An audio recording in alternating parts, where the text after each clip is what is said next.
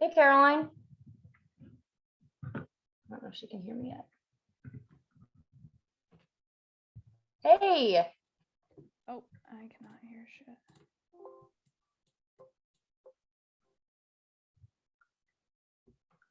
What about now? Can you hear me? Yeah. Okay, I'm on Donald's computer, so I'm just trying Oh, to. I know. As soon as Donal popped up, I was like, oh, that is her. Yeah, he's like, it's gonna say my name. I was like, all right. That's okay. I knew who it was. Yeah, it's like I haven't opened my laptop, I think, in like 6 years. That's okay. Okay, so our group mate Kevin is driving home from work, so he's just going to be on listening. Okay. So he is going to pop on the computer or on video when he does get home. Set it away about 25 minutes, just so when it switches over. No We're also problem. going to record you. It's my computer's recording, and I think Michaela's is recording. Yeah. We can cut out any of this before stuff. You're good. Just FYI. So this is Nina and Michaela. Hi, They're guys. also in the group. Thank you so much first. Yeah, no for being problem. a stakeholder. Everyone, this is Caroline, not Donal. She's one of my good friends and works at the housing authority. So she's a great contact. Yeah. So I sent you the paper. Mhm. So we're looking at just resources that are provided to those that live in the housing. We're actually, Nina, Michaela, and I are talking about low income housing in both of our classes this semester. And just those who utilize any challenges that they have. Also the portability of the low income housing. I know working in McDonough County, like we've got a lot of people that come from more urban areas to here. And so just any additional challenges with those that use that. Yeah. Sweet. Do you have any questions before I start with the questions? No, go ahead. I looked over some of your questions first, Okay. so. It says there's 19. I know that's intimidating. But they all just like lead into each other, and some of them are really short. So Oh yeah, it's no big deal. cool. All right. First, can you tell us a little bit about your role at the housing authority and how long you've held the position you're in? Yeah, so I have been at the housing authority since December of 2020, and I've stayed there ever since. I am the property manager of one of our public housing properties called Prairie View Townhomes. We service 98 units ranging from 1 to 5 bedroom apartments. So I have a big mix of, I have some seniors, I have some young people, and I have families. So I have a very diverse group on my property. With the Housing Authority of McDonough County, besides my property, we have 3 other properties. One is also in Macomb called Eisenhower Tower. That's a high-rise building that only serves individuals and couples. Then in Bushnell, Illinois, we have another housing development that services families. And then one more property that services mainly people with disabilities and seniors. So we have a pretty broad range in McDonough County, but we're also not the only low income housing in McDonough County. And under our umbrella as well, we have Section 8, which is a lot of your questions did revolve around Section 8, which is an amazing program. Basically, public housing is Section 8 is an umbrella where public housing falls under. So that's kind of how that works. It's all housed together, but they do very different things. Gotcha. I think we covered the area that you guys serve, what branch you serve. You serve here in McDonough or here in Macomb. Do you know the basic demographics of, I guess, McDonough County, but also the demographics that you serve? I would say low income, African American, and the age range really varies a ton because we have so many people who come from Chicago, and then we also have a good mix of people who have been in McDonough County for as long as they've ever been alive. So there is a big range of who we serve. Gotcha. That probably answers number 4. So what population does the housing authority primarily work with, which is low income and people coming from the urban areas, but also here. So are people able to meet with a case manager through the housing authority to gain information and ask questions? So We don't actually have case management here. Under Section 8, there's no case management requirement. And as well, there's no case management requirement for public housing, which I think is something that should be implemented. We only have one Section 8 worker, one coordinator, and she services, I think, over 100 different families. So having a case manager is very helpful to get information to the people who don't have the access to walk into our lobby and just ask us questions. I was a housing case manager for my very first job in Washington, D.C. And under the housing authority there, you were required to meet with your caseload 4 times a month, check in with them, make sure they have everything they need and are pointed in the right direction of where they need to go. That's a bigger area than Macomb, but I still think case management would be super beneficial because of the people coming in from urban areas. They'd have more availability to learn what the resources are in Macomb because, or McDonough County in general, because for this small little rural town, we have an abundance of resources. No one should probably go hungry living in Macomb. No one shouldn't be able to get their electricity paid for in Macomb. We have all these resources in place. It's just finding a way to get them to everyone. And in our public housing sector, really, the individuals just need to come in, walk into our office. It's not case management per se, but we're not going to be like, no, that's not my job description. That's not what I do. We're in the business of helping people first and foremost. So if someone does need to come in, they have a question, they need to be pointed in the right direction, we're more than willing to do that for them.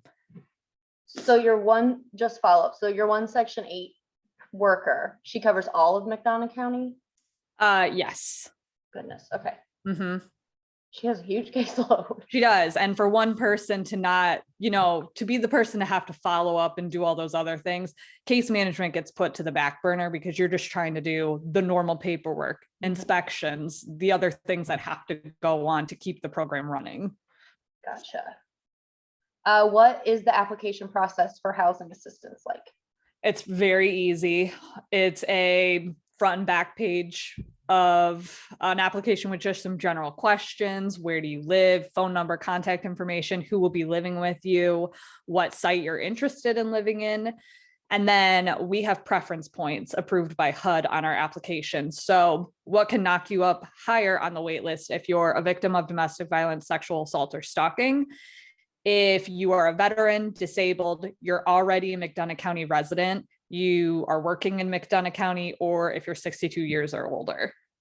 So if they give us some of that information, it can put them higher up on our wait list. And when it's time to start pulling from our wait list, when we have when we have apartments available, basically we just pull this list. We start from 1 and we just go down, and we normally send it to the top 5, and it's a first come, first serve to pursue actually going through and getting an apartment with us.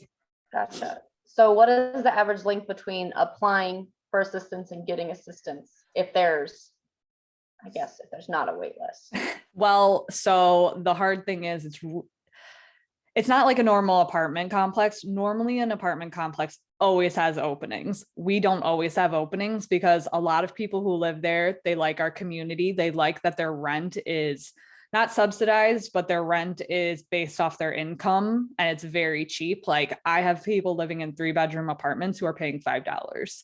So they're not going to want to leave. So that's a benefit to them that they're going to stay. But it just is more rare to have apartments available. When I first started, we had a ton of apartments available. I think there was a lot of turnover in all of our properties. And now I think we're at like 97% occupancy across all 4 of our properties, which is really good for us. So it's hard to say what that wait time in between. It could be a couple months. It could be literally weeks. It could be days or years. So then that would be the same as the average wait for housing, just in general, if they're on the wait list. Yeah. Gotcha. Yeah. Section 8 though is completely different because Section 8 only opens their wait list ever so often, or at least here in McDonough County. So Section 8 wait list could be a very, very long time. Okay. What low-income housing options are available within your county? I think we talked about that. Yeah, but we also have more than just we have another apartment complex called the Jefferson House. They're not under the Housing Authority of McDonough County, but they also follow HUD regulations, and they are low income housing. They take Section 8, don't they? No, so anybody who has a Section 8 voucher cannot live in public housing, because that would be, you're getting multiple subsidies. Gotcha. So they can't, unfortunately, a lot of people who get up on the wait list who come from public housing, they're like, I don't want to leave. I don't want to live somewhere else, but they have to move because they can't stay due to that dual voucher or dual subsidy. That makes sense. What are some of the challenges facing low income clients in our area? I think there's a lot of misconceptions about the challenges they face. Like, everyone's like, they're lazy, they don't want to get a job, they're just freeloading. One of the things that I think I notice the most is childcare. Childcare is expensive. Childcare has a backlog of people who can go. If your kid's not in school, then they can't really work, and then they have to stay home. So I think that's one thing that I've noticed is childcare and being able to maintain employment, because your kid gets sick, you have to go home. You can't just leave them at school, and employers aren't as empathetic to that. That makes sense. And especially with COVID, they have a, Yep. Even elevated temperature, like the kid has to leave. Or they have to quarantine for, well, now it's 5 days, but before it was 2 weeks. And they're like, yes, we have all these jobs available. Everyone's hiring, but they're not taking into the factors that people have lives outside of work and responsibilities that they also have to take care of. It's not as easy. It's not as black and white as people make it sound. Yeah. What does the Housing Authority do for people who need housing in our area where housing options are limited? So, I mean, we can point them in all the right directions and be like, we know that these people have openings, these people have openings. It's hard because if we don't have availability, all we can do is kind of lead them in the right direction of somewhere else to go. When most people call to tell me they want to apply for housing, I was like, okay, absolutely, but don't just limit yourself to us. Warren County has a housing authority. Hancock County has a housing authority. Most places have one. So reach out to all your resources and see what you can get. Oh, and also I think another big thing that inhibits some people, our property in Bushnell doesn't have transportation. So in McDonough County, Nina and Michaela, I don't know if Alicia said, we have free bus transportation here. So it's easy to get around. If you are living up in Bushnell, there's no bus transportation. So if you don't have a car, you're a little bit stuck. And a lot of people don't have transportation. Do you think that impacts like the resources that are available to them? Because 100%. Because in Bushnell, the amount of resources that are available, which is still in McDonough County, are way less than they would be in Macomb. Way less. So I think that makes a huge difference, because a lot of people don't really want to move to Bushnell. They'd rather move to Macomb because of the transportation. You're next to grocery stores. Like, Bushnell doesn't have as much going on as Macomb. And for us as an agency, it kind of hurts us because it's harder to fill apartments up there. Yeah. I mean, even like the front of my agency does the energy assistance. You have to like come in person to sign. And so Exactly. Bushnell applying, you have to get from Bushnell to be able to sign. Right. And that's not easy with no buses, no transportation. Yeah.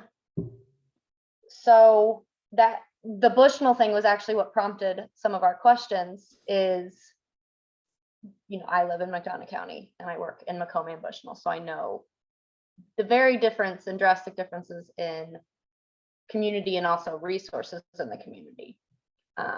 Right. So some of our like later questions probably would be more impacted by the Bushnell community rather than Macomb. Right. I mean, I know what's in Macomb. Yeah. So we've heard that Illinois occasionally utilizes something called a portability transfer. Yep. Could you just give us a better understanding of what that option means? Yeah. So portability is with Section 8. It's not with public housing. So if you live in Macomb, you've lived here for a year, you have a voucher, you can port anywhere into the United States. There's some caveats to that. If you want, so we've had people port to Arizona, Alabama, port back into Chicago. So how that works is basically if another housing authority is willing to absorb your voucher, then we give you up as our voucher client, and then this other housing authority takes you. We also have other people who port, and then we pay what the Chicago fee would be, or the Arizona fee, or Indiana. That just depends on what's in our budget and what we can afford. So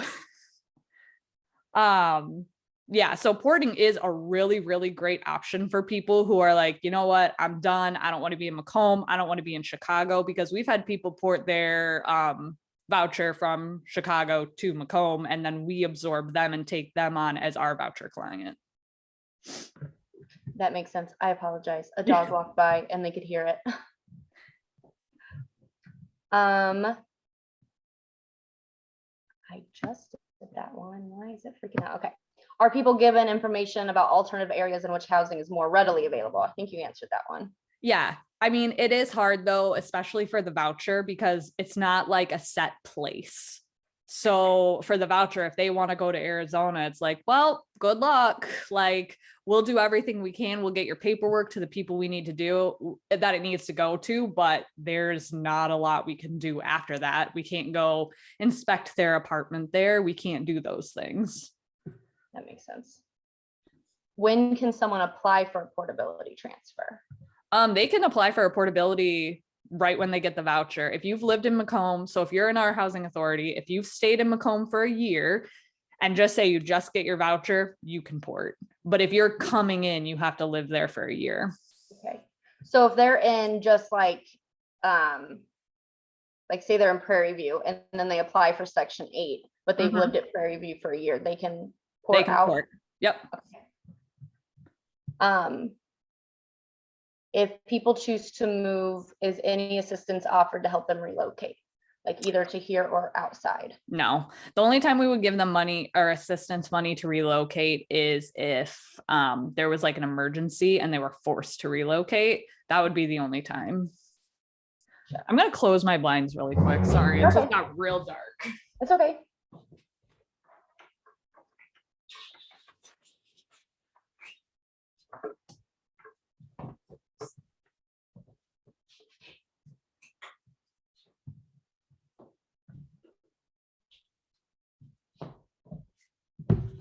Oh, that feels better.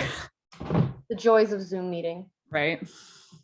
Do you have a rough estimate on the number or percentage of McDonough County residents that have utilized portability to come here to McDonough County? About 10%. Yeah. Do a lot use it to leave? Yeah, they do. A lot of people come here from Chicago because they want to, start new. It's way safer here than it is in Chicago. But then, they lose all their support system. So then they want to port back to be near their supports.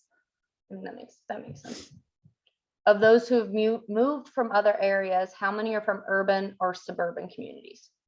Oh, like majority are. I figured as much. Yeah. When people utilizing housing assistance transfer to your region, are you given any information about them?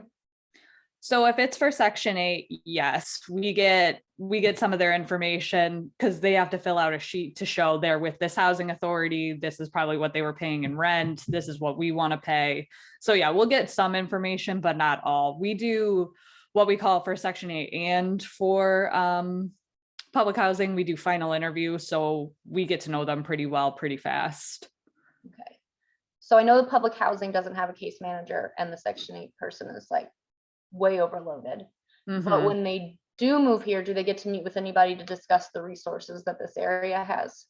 Really, once we get here, we kind of just tell them about the rules and the regulations of the program. One of the nice thing is McDonough County has this thing called interagency where all social service agencies come together. So we do have a resource guide of like, if you need energy assistance, if you need food assistance, these are the places that you can call. It's a very extensive list, so it's pretty nice. If people need that, then we try and give that to them.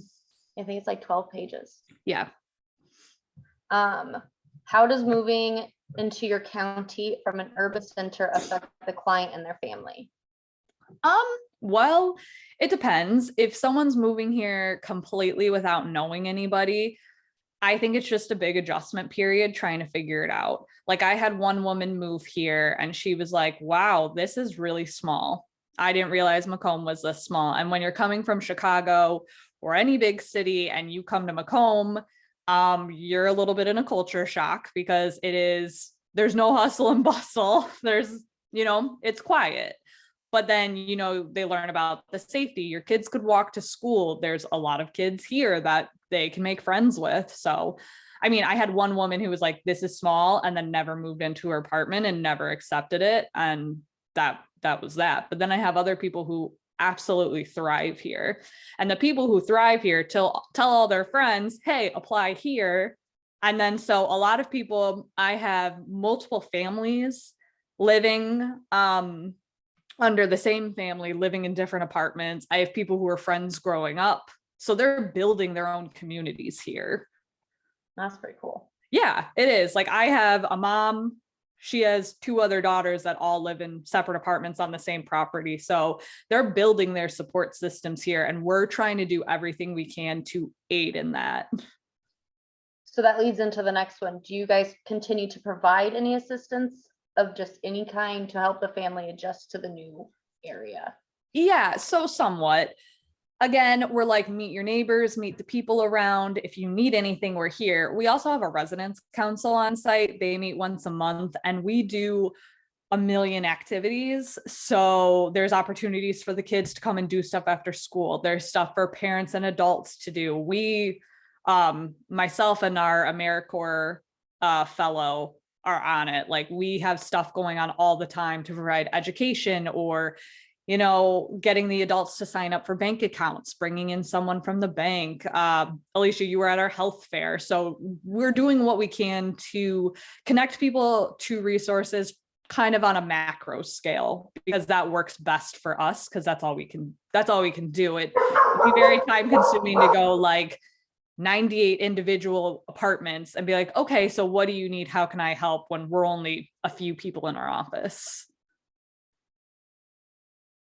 I didn't unmute myself. That makes sense.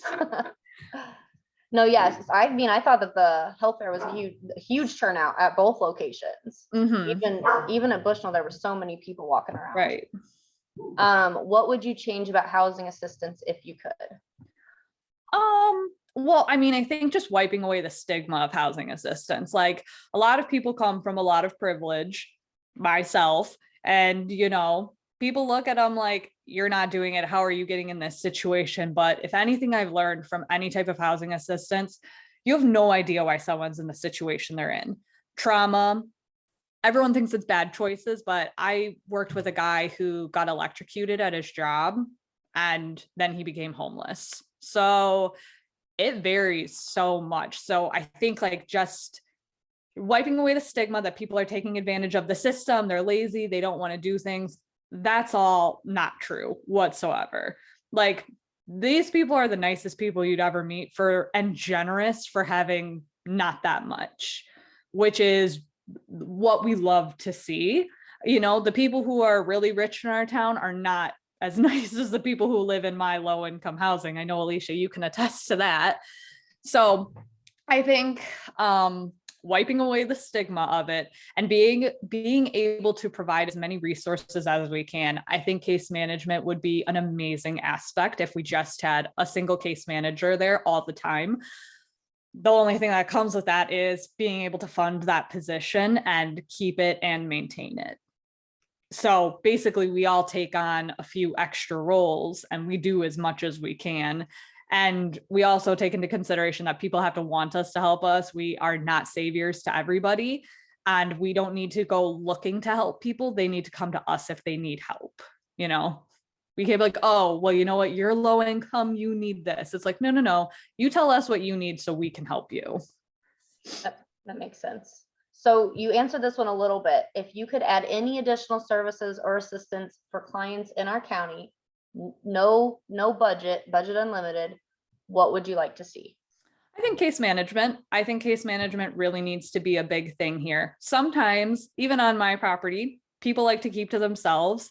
no matter what, I have to see them 1 to 2 times a year, but you never know what's going on with them. And if we had to meet on a more regular basis, then it helps you grow those connections. It helps people to gain your trust, because not everyone's going to be so trusting. Like, who's this little white girl coming here who looks like she's 10 trying to tell me what to do? It's gaining their trust and be able to build the relationships. And I know case management does that because I've done it. Case management, I think, is one of the most amazing programs and amazing things you can do, because the direct one-on-one impact you can have with people is very, very helpful. So I really do think that would be something that would be really nice to have across our programs, but especially Section 8. And that would take a load off of everyone else doing things other than their role that they're supposed to do. Because I know you guys are definitely doing more than is in your job description and that's written into what you're paid. Yeah. Yeah. Is there anything else you would like us to know about your work or about what we talked about today? I mean, I think I covered it all. I hope this gives you guys a better understanding of public housing in Section 8. And, you know, we serve a really, really great community of people. And that's not just here, that's across all housing authorities everywhere. Most people come to us when they're at a pretty big low, and just having a roof over their head can really like boost their spirit and, you know, get them to where they need to go. So I also think like something I learned from this is just be kind to everybody, because you have no idea what somebody else is going through, what they've been through. And just saying something nice to someone or greeting someone with a smile, like, can turn around someone's whole day and be like, wow, someone cares. Someone actually is interested in me. I think that makes a huge difference. We're in the business of people. You guys are all going to probably be social. You're all going for social work degrees. So, I mean, that could make or break everything, is just being so nice to somebody, because you just don't know. That was a great answer. I'll take my crown, pageant queen. Nina, Michaela, Kevin, do you guys have anything to ask, anything to add? I don't think so. Just thank you so much for being here. And Yeah. I took lots of notes during the whole thing, so I learned a lot. Well, Thank good. you. I did have a quick question. Yeah. Thank you very much. It was fascinating to hear your perspective as somebody that actually works there. Yeah. So I was wondering if there would be a way that we could have the application and the resource list that you described. Yeah, absolutely. Is that something that you could maybe email to Alicia? Yeah. And then she can pass along to us? Yeah, definitely. Alicia, I think you have the resource guide, but I can send you our application. One of the other things that we just implemented to actually help people kind of move the process along is you can also apply online. So if you guys have the opportunity, you can look at our website, you can look at our applications. So going more digital, especially during the pandemic, where people like from Chicago, they don't have to come in or wait for us to send something in the mail to them. They can just apply right online. So it makes a huge difference. But you can take tours of our apartments. You can see what we have going on. Our AmeriCorps fellow does like a really great job of keeping up with stuff on there. So that gives you like a little introduction into our world on what we do. I checked out your web. Oh, I'm sorry. Oh, no, you're good. I checked out your website, read your resources there, and I thought you guys did a fantastic job putting that together. Thanks. Thank you. It's interesting and helpful. Yeah, but I'll definitely, I can send the application, no problem. Thank you. When I'm in the office tomorrow, I will download the resource guide and send it to my personal email, and then I can send Michaela and Nina, all of you guys, the Prairie View, well, the McDonough County Housing Authority. I usually look on there because Prairie View and it has Caroline's face. And I can send that to you guys so that you can see what she's talking about. Nina, do you have anything to add?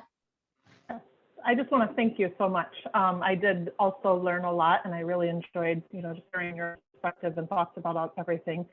One really quick question is, and something I hadn't thought of before, is you had talked about how people are kind of building their own communities when they use the portability and move into McDonough County. And you said that you would encourage them to build their own communities. How do you feel that you can encourage them to build their own communities? And is that something that a case manager could also help do if there were to be a case manager?